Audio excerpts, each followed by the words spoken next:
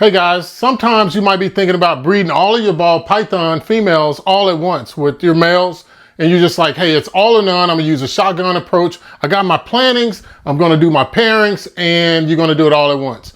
Well, sometimes that might lead to burnout, and I think that might be one of the key reasons why a lot of people aren't sticking around, even though there's a lot of reptile keepers that are still breeding.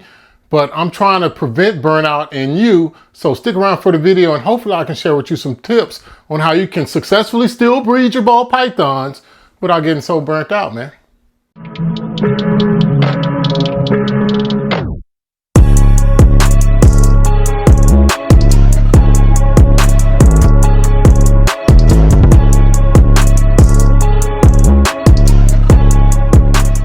Hey, how's it going, guys? Paul with Spheric Reptiles, and I thank you so much for tuning in today to this episode, right? As I said, all of our videos are how-to videos, or they're purely informational. Now, of course, I'm going to show you some snakes, but I show you snakes that we have with the message behind it. You know, I'm not just showing you snakes because I feel like you need to see snakes when you tune in to a reptile video, and you need to get some, you know, staticky good music. You know what I'm saying? Like that crystal clear garbage, like I've been saying lately. It's just not what you want. This episode, what I want to cover is how you can prevent burnout from breeding all of your animals at one time. Right, and that's the thumbnail. I said it in the intro leading up to this part, and I'm saying it again, so that's 3 times, because I'm really stressing the importance of that, because no matter how many of these animals you breed, your family, your job, the other animals that you have still need to be taken care of, and you need to be able to take care of yourself. And not put yourself last, because more than likely that's what's happening when you have a family and you have a job and you got ball pythons, you're coming in last, right? Or at least you're maxing out your day. When I talk to new ball python breeders, and I'm talking about people that have 20 to 25 snakes, right? And that may not seem like a lot, but when you're going from like 5 snakes and you're not breeding them, or even having 20 or 25 snakes and you're not breeding them, it's night and day compared to when you do. And for a lot of new ball python breeders, hey guys, I'm just telling you what I've seen over the last 4 years now, upon getting back into the reptile hobby, is that people are trying to pair up all of their snakes all at once. And their belief is that that equals more success. So you get more clutches, you get more what you want. And that's true.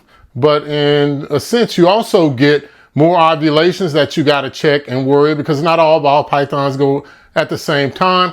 Then when those hatchlings come, you got more feedings or more problem feedings, more cleanings, and your rodent bill will probably double if you do it that way. And that's just with 25 females. And I'm saying the numbers are for females because, of course, you wouldn't have 25 females and 25 males. Now, you might, but more than likely, if you have 25 females, and that's just a number that I'm just pulling out of a hat, if you did that, then you could actually meet an unfortunate demise, right? You could get burnt out so much to where it just pushes you out of the hobby altogether. And that's not what I want. I want for everybody that keeps reptiles, and if they happen to be ball pythons, to keep them. What I like to do is cover with you 4 things that are just going to help you in actually not breeding all of your female ball pythons at the same time. I mean, at the same time, I mean, you doing pairings, you worried about it every week. And I know. Our method still makes you work, but you're not doing as much work. You're cutting it in half. So I think half of a whole, when you don't have any time for the whole or the half, is better. Starting off with number 1, why do new breeders struggle? Well, first of all, there's a lot of information that's out there. So determining what's good information and what's bad is very hard to do. It's like watching the news, right? Depending on which newscast or podcast you watch, that will bend your opinion. It seems like more people would just read the textbook, which I definitely encourage you to do. Reptile Care is still out there on Amazon. It's a very good book. It's a 2-volume big book. You can't miss it if you get it. It's a coffee table type book. But anyway, yeah, so new breeders struggle because they are going from having snakes. So I'll pull out a snake right now because this is a reptile video. So I'll pull out Audi, who is a subadult female, and she is a red stripe, yellow belly, double head for clown and pod, right? You get your animals, and at this stage, you start having dreams of grandeur. Like, hey, I'm going to breed these ball pythons. I got 10 females, 20 females, 25 females, and I got these superstar males, these 2 males that I'm going to breed to all of these all 25 females. And you're steady at this point. So you're not changing up anything. All you're doing is talking. You might be planning. You're not increasing your rodent bill. You're not increasing your cleanings. You're not having to purchase an incubator or DIY an incubator and incubate these eggs. So you're doing all of these things, and it's not costing you anything else on top of what you're already doing. In fact, if you have other things going on, you probably can manage them, because breeding does take time. So as a new breeder, it's really enticing to go ahead and pair up all your females, but then you're going to be stuck with the situation like you see on the screen, where I have this female that's going late, but she's still going, but it's going to be like a whole month after she was set to go. And that's because all females definitely do move at a different rate. They develop their follicles at a different rate. They breathe at a different rate. They digest their food at a different rate. I think that's women in general, but in particular, we're talking about ball pythons, then that's definitely the case. So as this is a good female and she's a good eater, and then, we had her genetic tested. So you've done all of this stuff, you're ready, you're gung-ho, and you're like, I'm gonna do it. I'm gonna do it. So now you're doing it. Man, you know what? Just think about how easy you got it at this point, where you're just cleaning your animals and you're feeding your animals. You're not pairing them up, because you can't just pair them up right after they feed. You got to wait. So that means your water changes, you're counting sheds, you're doing more weights. And if you have an ultrasound, you're ultrasounding, or you might be checking weights. You're doing a whole bunch of stuff. But this is, as you can see, leading up to a struggle, right? So as you go from just keeping to breeding, like I said in this video right here, then things change. Now I would like to talk to you about what we do. So we use a staggered breeding method, to where we take a year and we split it in half, guys. We basically say we start pairing up our females in October and November with the expectation to get babies by March or April, maybe sometimes May. Like this year, we're getting them in June. It's just, we moved, there's a bunch of transition, but primarily if you start pairing up in October or November, you should get some babies around March or April, right? Maybe May at the latest. And I brought with me Sylvia, who is a yellow-bellied clown that is also heifer pied. She's just taking a while to get bigger, but you see that now she's starting to actually grow, which is good that I can see her on video when I see the video. But nonetheless, this is what we try to do. So we take half of our females, so you can see that there's some over here with the purple and the tag. So I'll just show you Danny real quick. She's a pastel yellow belly orange dream inchy that's heifer cryptic and desert ghost. Just to let you guys know, that's a big mouthful. And then we also have, where's another one that we have? Right here, we got just a Wookiee to show you guys that we do have some normals. We got a Wookiee that we paired up to a yellow belly spot-nosed leopard clown male, Bruce Wayne, our clown male. But this is all going to show that, so what we shoot for is 15 to 16 pairings a year, because we feel like that's the level that we can maintain without breaking the bank, and we're still happy and we can do our shows, but it doesn't mess up our work-life balance. But instead of us taking all 16 of our breeder-ready females and pairing them up, after we make our plan, so 16 is the number, we just split that in half. So we do 8 in October and November, and then we do another 8 pairings around May or June or July. So that way, when we breed up those October, November babies, remember we're looking at March, April, May for those babies, and sometimes June. And then if we pair them up in July and June, then we're looking at maybe January, February, and March for the babies. So it's a little bit of an overlap, but what it does, it typically allows you more time, because you're not spending as much time taking care of as many hatchlings, because the number one thing people don't talk about when they're doing all these egg cuttings is how much these hatchlings poop. As soon as they eat, less than a day or two later, they're pooping, and then a day or two later, they're pooping again. And then if they're problem feeders, you're having to assist feed them, and you're having to do that every time. And if you have a lot of clutches, let me tell you, Last year we had a record number of clutches, even though we still split bread. You know, we broke up the season. We didn't do as much of a 50-50, but we still split it up. And this is what we saw, guys. I had 2 clutches back to back of 8 that needed assist feeding. Now, for each one of them starting off, because they don't want to eat, and I use a 3-strike method to where I try to give it to them and see if they're going to take it. And if that doesn't work, then I give it to them again. I push it in a little bit further. And then on the 3rd try, I just go ahead and push the food in. Well, not really push. I force feed them at that point, but by that time they're kind of tired, so they're ready to eat anyway because they need it, right? So I'm doing what's best for the animal, and I'm wetting up the rodents.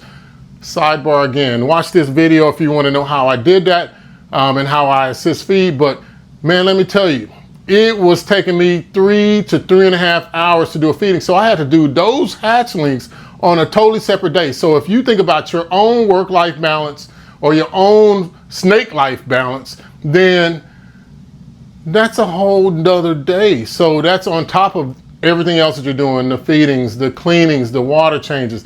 We have other species of animals, which if you have ball pythons, you probably do too. And you can see the multiplier in that, and it was just wearing me out. Like, I couldn't really walk. I was so tired. I wasn't looking forward to it. And so that's one of the things that I made sure that we didn't do this year. And so I made sure that we cut that line in half, as Sylvia's just kind of investigating.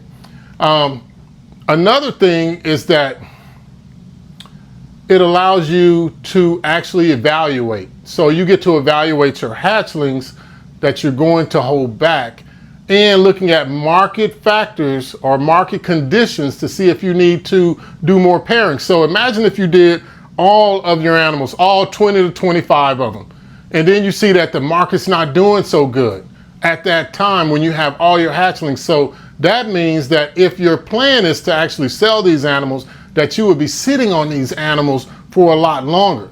Now, if you use a split breeding or the staggered breeding method, then what happens is you get those first 10 or those 12 or 12 and a half, 12 and a half hatchlings out there, and then you see the market's not so good. That's half the price that you will be spending and half the time that you will be putting into your animals. And look, I'm not saying that you should care for your animals any less. Like, the health of the animals is of the utmost importance, right? If you can't care for your animals, then we're not even having this conversation.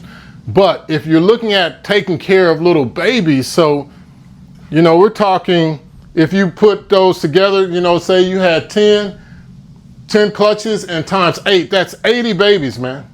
That fills up this entire rack, just to put it in perspective. This holds 65 tubs.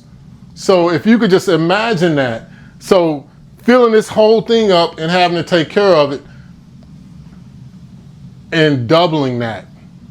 Imagine that. So that's one of the reasons why I say, you know, this is still a lot of work, but it's manageable because this is still a footprint that I can deal with, right? And I think most people, when it gets to 2 racks, then it becomes a full-time job.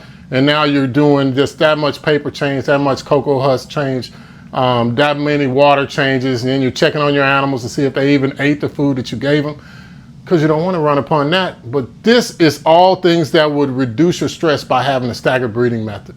The last 2 things from this part about the staggered breeding method that I really like is it allows me to take my time. So I'm not rushing. I'm not trying to get these animals out. And I just don't want to do that. I did not get back into reptile keeping to just rush these animals out. So I want for every last step, well, maybe not every, cleaning poop is not enjoyable, but I want for every last step to be enjoyable, right? So I get to look at my holdbacks that I have, look at the market factors, the conditions, see what's out there, maybe see what's hot. And then that second time I get to plan. So in a sense, you're getting 2 years worth of breeding projects moving forward in 1 year by doing it this way, by using the staggered breeding method. And I think that that's a really good thing. Plus the whole amount of time that you're spending, your rodent cost is only half the amount that it would be. And when we're talking about rodents for hatchlings, we're not talking about rats, which are really expensive. We're either talking about rat pups, adult mice, fuzzies, or something in between, right? And it's all a size thing, right? So I hope that this is really good information for you, because this is something that I feel can help you to prevent you from having stress. And when you have stress, And normally it's one person taking care of the animals. And then when you get all of the hatchlings, if they don't start moving like you want them to, or if you're having a hard time getting the feeders for your animals, then maybe not you, but maybe your partner or someone else gets frustrated more. And that's what causes you to have burnout. The reason why I really wanted to make this video is because I'm always thinking about the state of the reptile industry or the hobby right now. I'm not talking about the people that are selling thousands of animals a year. I'm talking about the everyday hobbyist that maybe turns it into a business, and now they just want to keep doing what they're doing. They're having fun. Like, we have a room now dedicated for reptiles. Well, we had a dining room before, but now we got a room dedicated to reptiles. And it's just, the whole plan is to just keep it fun, right? I don't want it to be stressful. This is something that I want to take well into my retirement. The snakes are not the last thing that I want to see on this earth, but I'm pretty sure that I will see them close to the last thing on the earth. Hopefully it's not at the demise of a snake, you know, which I'd never get a snake that big or one that's that dangerous. But nonetheless, those are the key things that we found to keep you from being stressed. Just split those breeding pairings up. So if you got 20, just split in half. Whatever you have, just try to split it in half, guys, because I'm telling you that will help. If you're having a hard time determining whether that female is ready to go with her follicles, you know, she needs to be at least 1,300 grams before you start pairing. And then she has to have an immediate food response so that she can gain the weight to get up to 1,500 grams. She will end up well over 1,500 grams by the time she goes and she's ready to lay her eggs. She'll be close to 1,800, maybe 1,900 grams if she starts off at that 1,300. She typically is going to gain about 600 to 650 grams over the course of that time, depending on her clutch size and her general health and everything else, her age, all of that. But you can watch this video to find out more about how to determine those follicles if you don't have an ultrasound using just body weight, because I think that's a good predictor. You should be using body weight anyway, but this is a way to not breed all your ball python videos, so I won't even go down that rabbit hole. See, it's just a lot. When you've done so many videos, it's almost like you just constantly remember the videos and you're pulling from them as if I'm talking to you every day. And hopefully every Sunday morning, I'm getting to talk to you at least some, because I really feel like I'm talking to the man or the woman or the kid that is at home and they're taking care of these animals, and it's all on them, right? And it might be on their partner too, but it's all on you. And I want you to be successful with this. So any tip that I can see that's worked for us, then I'm definitely going to continue to pass it on to you. And you know, that's what I got, guys. I got Sylvia right here. Hopefully she'll be ready to go for me next year, maybe. You know, it's no rush. She can take her time. As long as she gets there, then we'll get a chance to pair her up. We might even move past that project altogether, but either way, she's so beautiful. You know, and I'm glad that we have her. And we named her after my sister-in-law, who spells her name completely different. I thought I was doing a good thing, but she doesn't spell her name with an I. She spells her name with a Y. So, you know. Other way around. Is it the other way? She spells her name with the I, and I spelled this one with the Y. Yeah. Man, I tell you, man, I must be dumb as a box of rocks. I couldn't even get a name right. That's crazy. But anyway, guys, hey, thanks for tuning in. If you like this content, please hit that like button and subscribe. Let me know what you're thinking about this type of content, because I really do care about if this is something that's pertinent and useful to you, because that's the only reason why I'm doing it. I mean, I'm not doing it for any other reason. But outside of that, guys, enjoy that time that you spend with your reptiles like Sylvia and the gang. And definitely, guys, if you're a father, be appreciative of it. But more importantly, be appreciative of everyone that you have in your life that you say that you love. Let them know that you love them by calling them and letting them know, or at least going to hug them or tell them some kind of way before it's too late. Thank you.